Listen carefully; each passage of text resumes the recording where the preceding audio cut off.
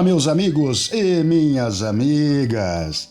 A partir de agora, o nosso curso vai tomar outros rumos. Um vídeo vai ser sobre cálculos, outro vídeo falando sobre componentes e vamos ter grandes variações entre um vídeo e o outro, com temas diferenciados, pois na eletrônica existem muitas coisas diferentes para a gente estudar, pessoal. Esse vídeo, por exemplo, nós vamos falar um pouco sobre geração de energia, mas dando ênfase à pilha elementar ou célula voltaica.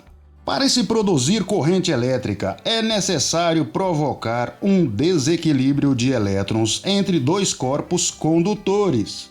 Esse desequilíbrio é conseguido com a utilização de outros tipos de energia, tal como a energia mecânica empregada na fricção de dois corpos para a produção de eletricidade estática, como já vimos em vídeos anteriores. A energia química também pode ser empregada com a mesma finalidade, como no caso das pilhas e baterias.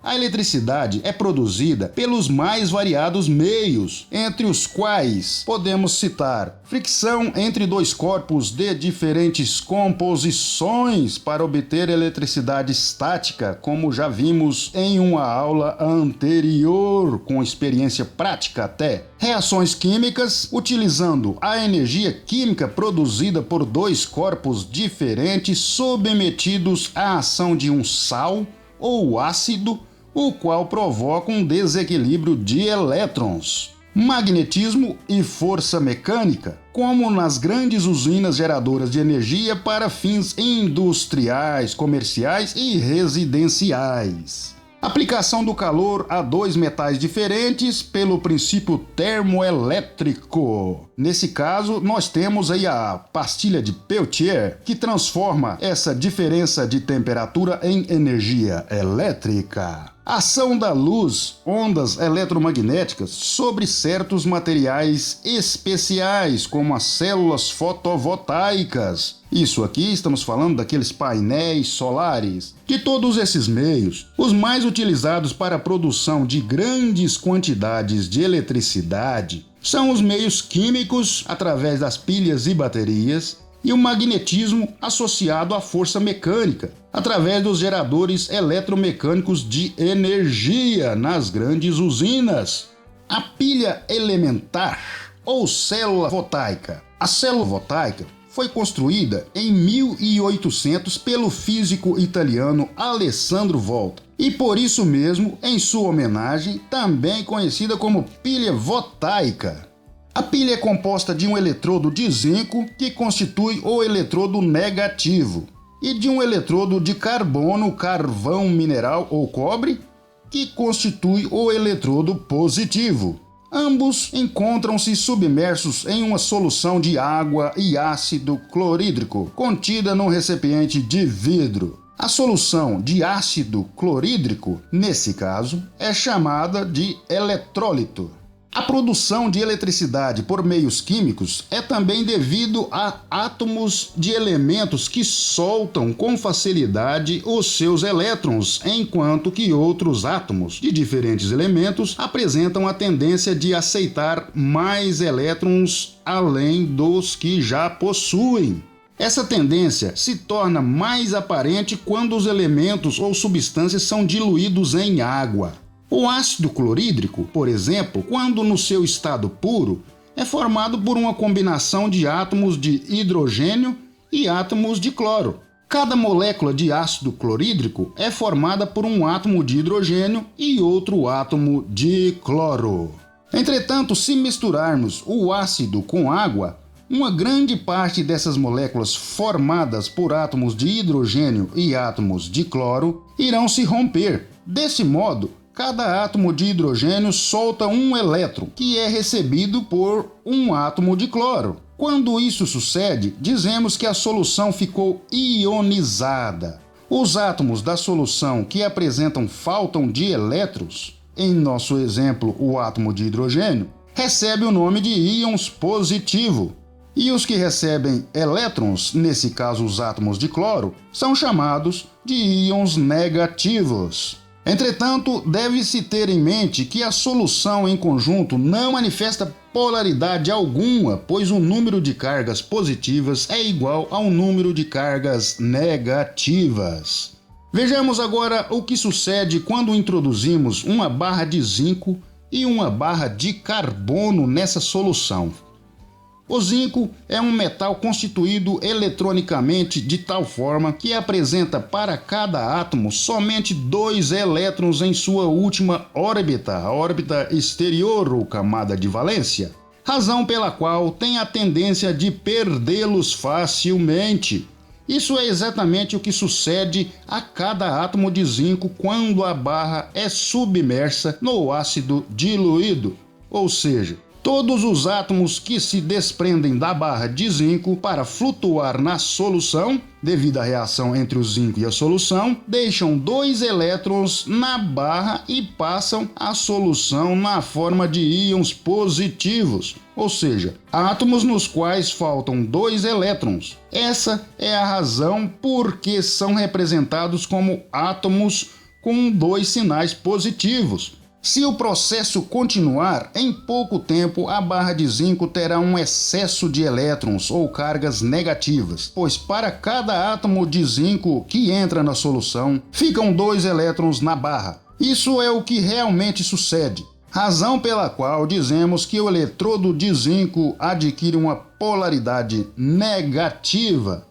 Vejamos agora o que sucede no eletrodo ou barra de carbono. Como na solução há uma grande quantidade de átomos de hidrogênio, sem o único elétron que possui, a barra de carbono, ao ser submersa na solução, faz com que o átomo de hidrogênio roube um elétron de carbono.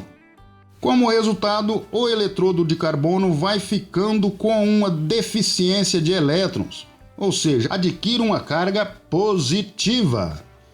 Os átomos de hidrogênio, à medida que vão completando sua estrutura eletrônica com a aquisição de elétrons que lhes faltam, adquirem sua forma comum, transportando-se no gás hidrogênio que vai desaparecendo pela parte superior do eletrodo em forma de bolhas. Quando os átomos de zinco passam a fazer parte da solução perdendo 2 elétrons cada um, são atraídos pelos átomos de cloro devido à sua carga negativa. Cada átomo de zinco se combina com 2 átomos de cloro, resultando num composto conhecido pelo nome de cloreto de zinco, que vai se acumulando no fundo da pilha, na forma de um pó de cor branca. Concluímos então que a ação química desenvolvida entre os eletrodos e a solução gerou um desequilíbrio de elétrons entre os 2 polos da pilha, com o eletrodo de zinco adquirindo uma polaridade negativa e o de carbono uma polaridade positiva. Portanto, cada eletrodo possui um potencial elétrico, apresentando assim uma diferença de potencial elétrico, também chamada de força eletromotriz ou tensão elétrica. Se não houver meio que permite a passagem de elétrons do polo negativo para o polo positivo da pilha, essa ação química ou intercâmbio de elétrons entre os 2 elementos da solução continuará até o ponto em que a deficiência de elétrons no polo positivo crie uma carga positiva de tal grandeza que consiga repelir os íons de hidrogênio carregados positivamente. Quando isso ocorre, dizemos que a pilha alcançou sua tensão máxima, carga máxima produzida. No caso de uma pilha com eletrodos de zinco e carbono, tal tensão é de aproximadamente 1,5 volt. Vejamos agora o que acontece se for estabelecida uma ligação para que os elétrons caminhem do polo positivo para o negativo através de um condutor e do filamento de uma lâmpada elétrica. Nesse caso, o excesso de elétrons do polo negativo e a deficiência de elétrons do polo positivo produzem uma corrente elétrica que flui do polo positivo para o negativo através da lâmpada. Esse movimento de elétrons por um fio tão fino como o filamento de uma lâmpada faz com que a sua temperatura se eleve ao ponto de torná-lo incandescente, acendendo assim a lâmpada. Não obstante, o desequilíbrio de elétrons entre os dois polos da pilha não desaparece quando a diferença de elétrons começa a diminuir através da lâmpada, pois os átomos de zinco continuam deixando os dois elétrons na barra, de modo que a reação química entre eletrodos e solução prossegue normalmente. Da mesma forma, permanece a deficiência de elétrons na barra de carbono, já que os íons de hidrogênio, após roubar os elétrons, continuam escapando para a atmosfera na sua forma original. Esse desequilíbrio só terminará quando praticamente todo o zinco do eletrodo tiver passado para a solução átomo por átomo, a fim de se combinar com os íons de cloro da solução. Quando isso acontece, dizemos que a pilha se descarregou, porque a maior parte do zinco se converteu em cloreto de zinco e o hidrogênio escapou todo da solução. Esse foi o funcionamento completo da pilha elementar ou célula voltaica, com detalhes para vocês entenderem como funciona. Dá o like aí no nosso vídeo para ajudar o nosso canal Amor à Vida. Compartilhe esse vídeo com seus amigos, se inscrevam em nosso canal e até a próxima, pessoal. Tchau!